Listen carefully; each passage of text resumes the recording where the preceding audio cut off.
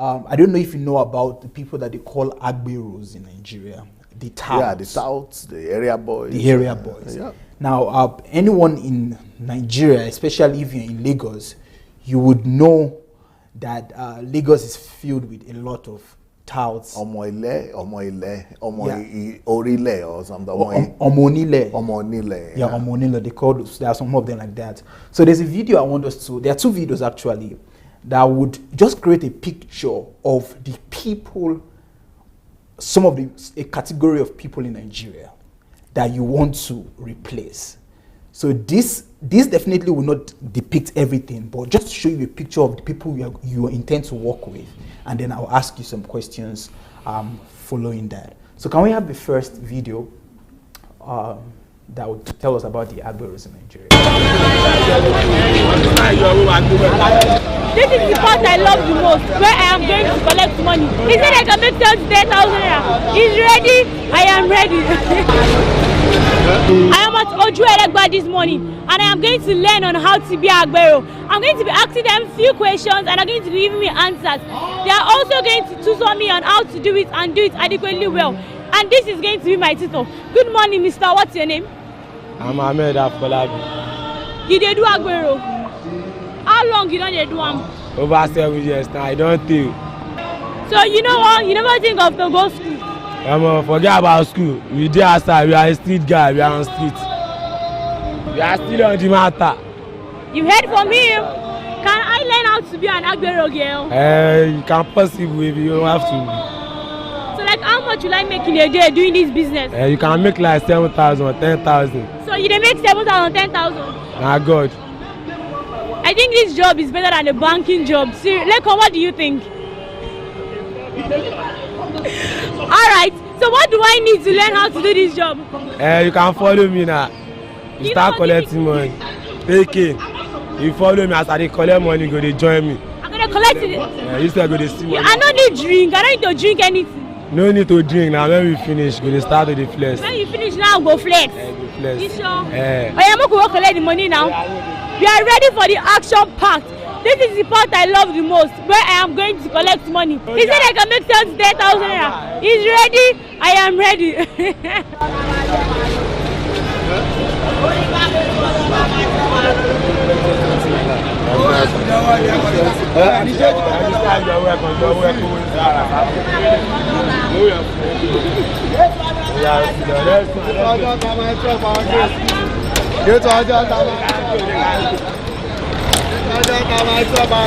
I've made a little money, but it's not up to 7,000 naira. We are still waiting to make enough money.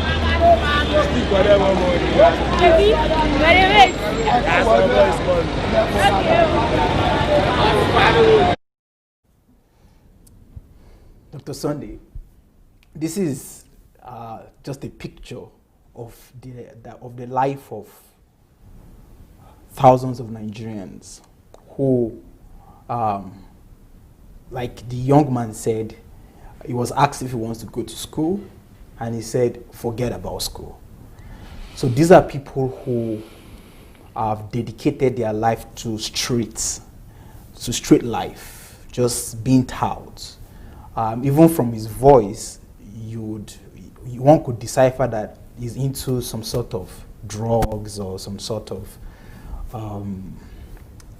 drugs or drinking, smoking, and all of substance abuse.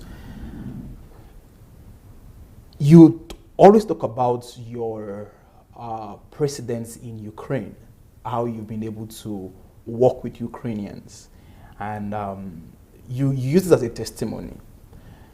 Now, many people are of the opinion that you shouldn't think that Ukrainians and Nigerians are alike, that Nigerians are a unique set of people, and the fact that you were able to do it for Ukrainians might not mean that it will work for Nigerians.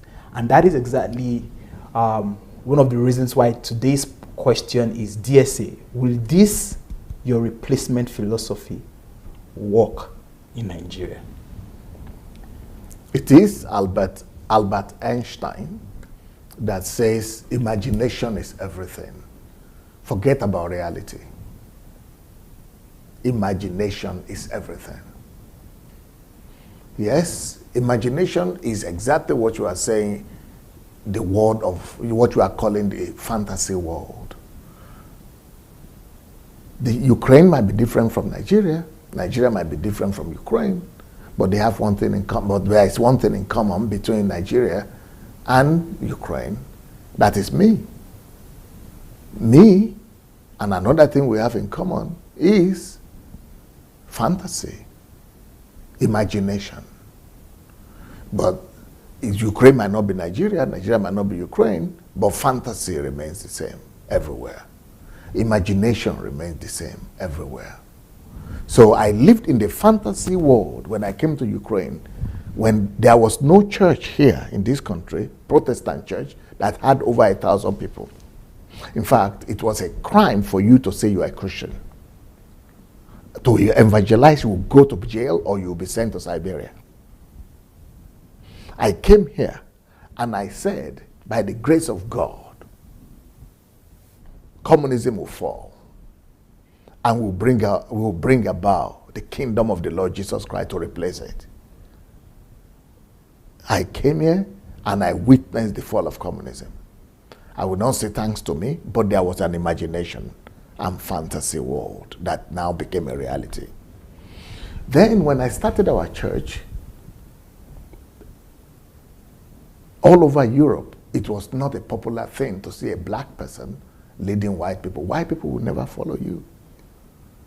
But somebody had imagination and lived in a fantasy world. And it didn't happen immediately. It took a lot of time and work. But at the end of the day, that fantasy of having a church that is 100% white Europeans became a reality. Somebody had fantasy and somebody had imagination.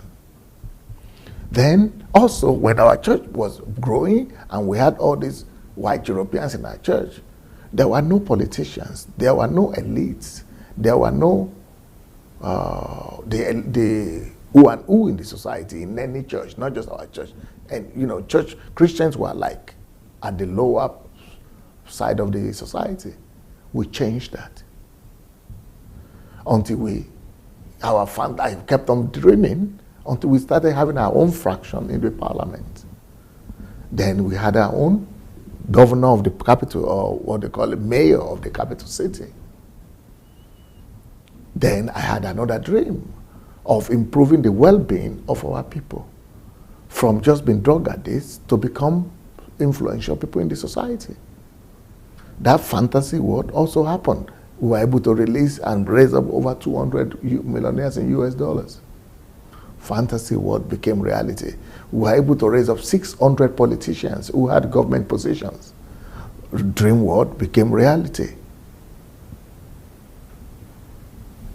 I had a dream world of going to America and making a statement.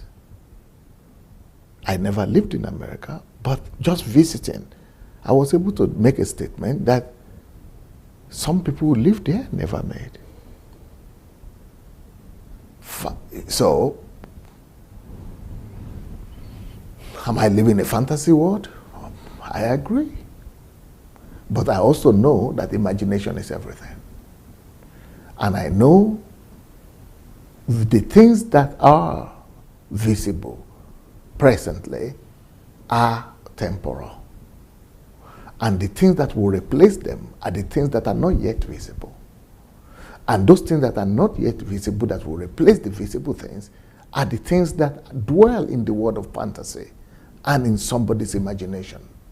Those things that we are seeing, that we are not seeing right now, that are in imagination form or that are in fantasy form, they will come sooner or later to replace the things that we are used to call and to admit or get used to and to see as our reality today. Today's reality, everything you look at today as reality will change one day. And they will be replaced by somebody else's imagination and fantasy.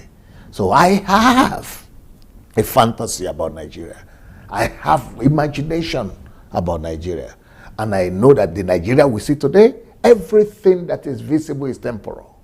The Nigeria we see today is temporal. Somebody is needed to come up with a design, with a new design, with a fantasy, with imagination that is supposed to replace the temporal Nigeria that we are seeing right now.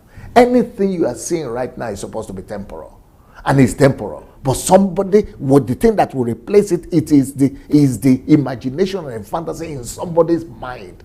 I made myself and my team, we made ourselves ready, prepared ourselves to come up with the fantasies and with the imaginations, so that when the time is come for replacement of the ones that is temporary, there will be the invisible that will replace it. That's what I'm doing, my brother. Sunday Adelaja here. If you believe in nation building principles, please like this video, share it with your friends, and let's change our nations together.